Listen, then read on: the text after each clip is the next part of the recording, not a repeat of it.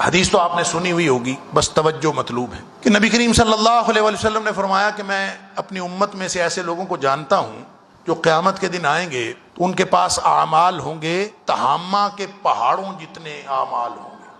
تہامہ کے پہاڑ بہت اونچے پہاڑ.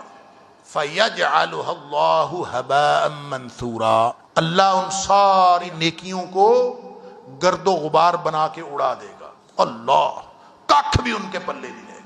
صحابہ ڈر گئے. اللہ کے رسول صلی اللہ علیہ وسلم کتنی خطرناک بات ہے، آپ ان کی نشانی بتائیں ہمیں تاکہ ہم ان جیسے نہ ہوں.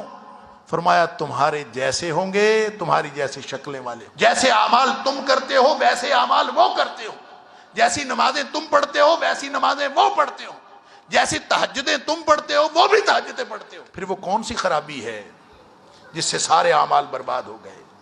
فرمایا اذا خلوا بمحارم اللہ انتہکوہا. خرابی ان میں یہ تھی اور یہ ہوگی کہ جب کبھی وہ تنہائی میں ہوں گے نا، تنہائی میں اکیلے خلوت میں، وہ اللہ کی حرمتوں کو پامال کریں گے. اکیلے بیٹھ کے اللہ کی حرمتیں پامال کرنا، ذرا غور کریں. اس دور میں جو صحابہ کرام کا دور تھا، ایک آدمی اکیلا ہو اپنے کمرے میں بیٹھا ہوا، اندر سے کنڈی لگائی ہوئی ہو، وہ کیا حرمتیں پامال کرے گا؟ اللہ کی حرمت پامال کرنے کا موقع ہی کیا تھا اس دور میں؟ یہ حدیث تو اس کا مفہوم تو آج کے دور میں پورا ہوا ہے. یہ تو حدیث لگتا ہے ہی آج کے دور کے بارے میں.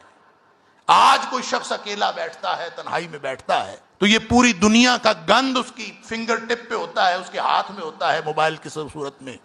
وہ اللہ کی حرمتوں کو پامال کرتا ہے. تو یہ آج کے دور میں یہ واقعہ ہوا ہے.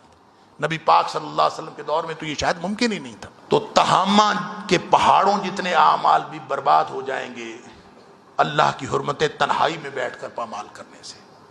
لہٰذا جتنی ایمان اور عقیدے کی فکر کی ضرورت آج ہے شاید کبھی نہیں تھی.